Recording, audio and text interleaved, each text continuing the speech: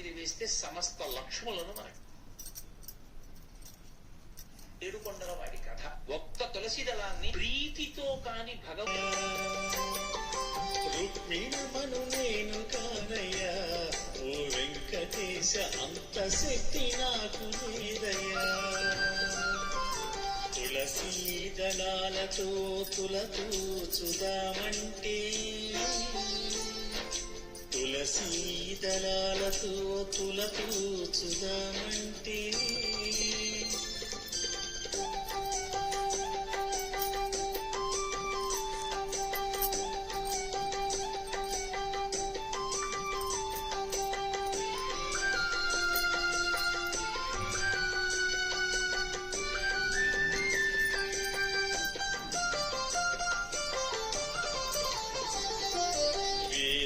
మంత్రాలతో పూజ నీకు చేద్దామంటే,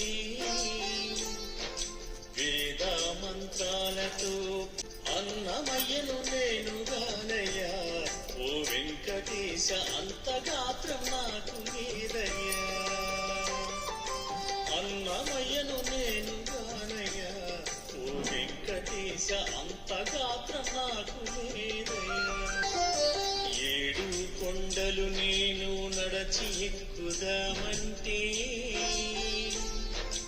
ఏడు కొండలు నేను నడచి ఎక్కుదామంటే, నడవలేని వాణ్ణి నేనయ్యా, ఓ వెంకటేశ అంత శక్తి నాకు లేదయ్యా.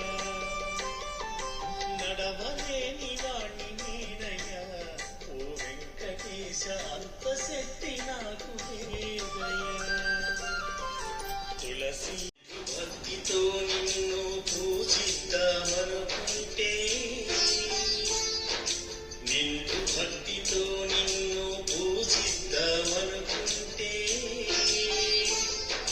రామదాసు నేను కాదయ్యా, ఓ వెంకటేశ అంత భక్తి నాకు లేదయ్యా. రామదాసు నేను కాదయ్యా, ఓ వెంకటేశ అంత భక్తి నాకు లేదయ్యా. తులసీ దళాలతో తులతూచుదామంటే, తులసీ దళాలతో తులతూచుదామంటే,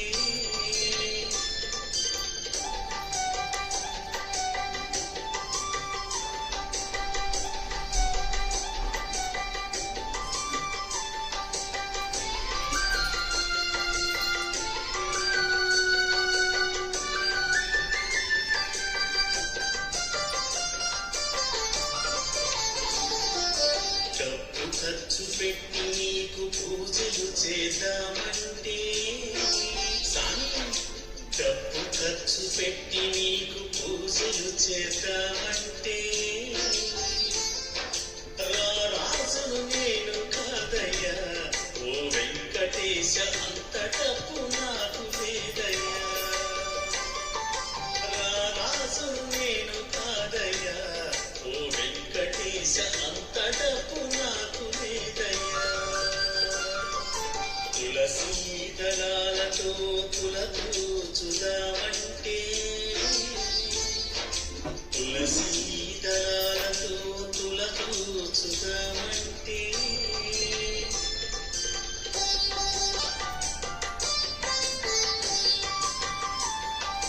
మనసారా గోవిందా అని నేను పలికితే, గోవిందా మనసారా గోవిందా అని నేను పలికితే,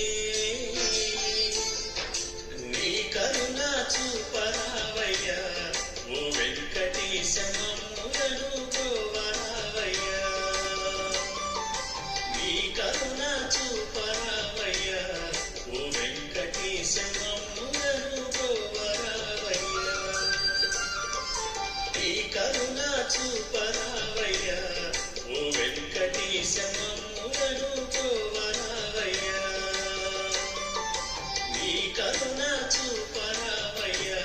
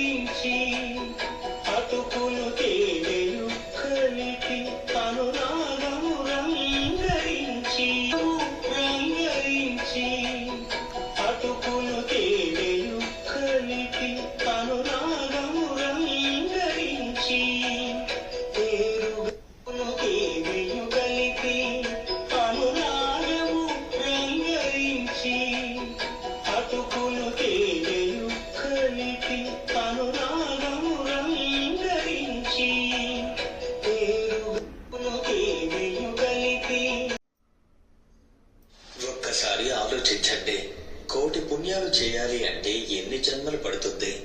కానీ ఆ 1,000,000 పుణ్యాలను ఒక్క రోజులో సంపాదించే మార్గం ఉంది అంటే నమ్ముతారా? అవును, ఆ మహిమాన్వితమైనటువంటి రోజే ముక్కోటి ఏకాదశి. ప్రతి సంవత్సరం పుష్యమాసంలో వచ్చే శుక్లపక్ష ఏకాదశిని వైకుంఠ ఏకాదశి అని, ముక్కోటి ఏకాదశి అని, స్వర్గద్వార ఏకాదశి అని పిలుస్తారు. కానీ ఈ రోజు ఉత్తర ద్వారం గుండా మాత్రమే స్వామిని ఎందుకు దర్శించుకోవాలి? ఈ పేర్లు ఎందుకు వచ్చాయి? ఈ పుణ్య దినం వెనుక దాగున్నటువంటి ఆ రహస్యాలు ఏంటి? అసలు కథ ఏంటి? రండి, ఈ అద్భుత ఆధ్యాత్మిక ప్రయాణంలో అందరం కలిసి నడుద్దాం. ముక్కోటి ఏకాదశి అనే పేరు వెనుక దాగి ఉన్న మహిమ. ఏడాదికి 24 ఏకాదశులు వస్తాయి. కానీ వాటిలో ఈ ఒక్కదానికే ఇంత ప్రాముఖ్యత ఎందుకు? సూర్యుడు ఉత్తరాయణానికి మారే ముందు ధనుర్మాసంలో మకర సంక్రాంతికి ముందు వచ్చే ఈ ఏకాదశి రోజున ఆశ్చర్యకరమైనటువంటి విషయం ఏంటంటే, ఈ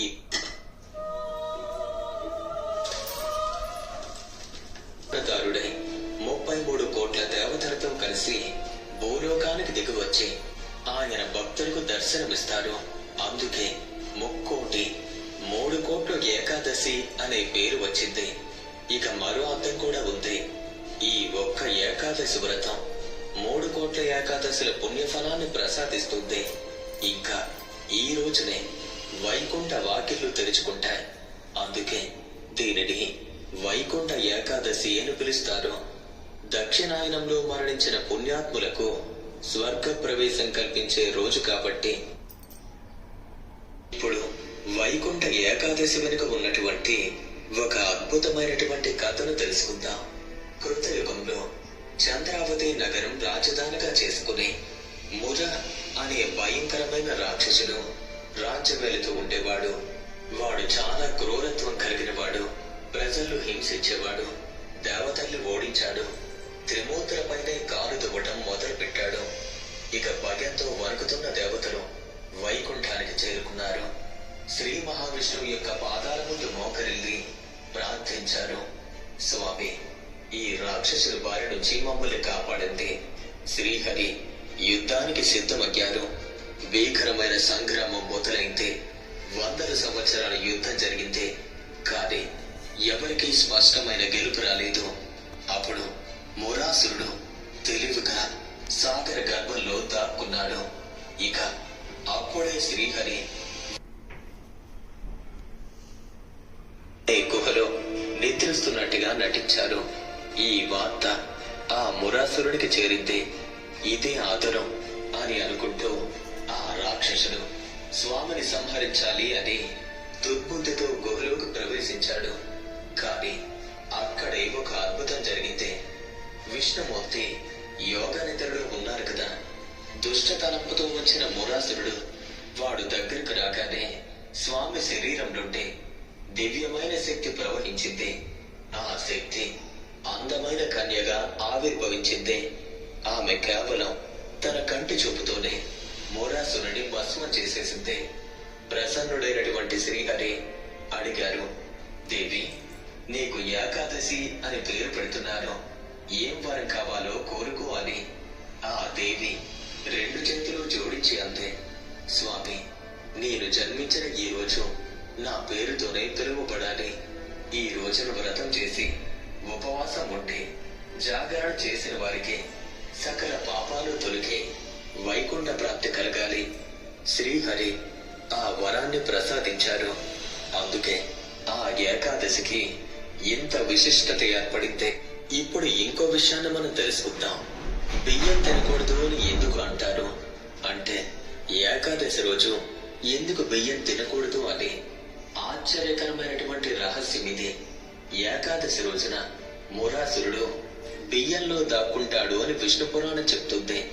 అందుకే ఈ రోజు బియ్యంతో చేసిన ఏ పదార్థాన్ని తినకూడదు. అయితే దీనిలో ఒక ఆధ్యాత్మిక అర్థం కూడా దాగి ఉంది. అదేంటి అంటే, ముర అంటే తామసిక రాజసిక గుణాలకు ప్రతి సత్వగుణం లభించే ముక్తి మార్గంలో సుగమం అవుతుంది. చెప్పారు. ఉత్తర ద్వారం మధుకైటబుల అద్భుత కథ. ఇప్పుడు ఆ కథను తెలుసుకుందాం. ఉత్తర ద్వారం గుండా దర్శనం ఎందుకు చేసుకోవాలో చెప్పే మహాద్భుతమైనటువంటి ఈ పురాణ కథను శ్రద్ధగా వినండి. ఒకానొకప్పుడు శ్రీ మహావిష్ణువు పాల సముద్రంలో శేషతల్పంపై యోగ నిద్రలో ఉన్నారు. ఆయన చెవిలోని మలినాల నుంచి ఇద్దరు భారీ రాక్షసులు ఆవిర్భవించారు. వారు మధుడు, కైటబుడు, ఇద్దరు సోదరులు. సముద్రం అంతా కలిగి తిరిగేవారు.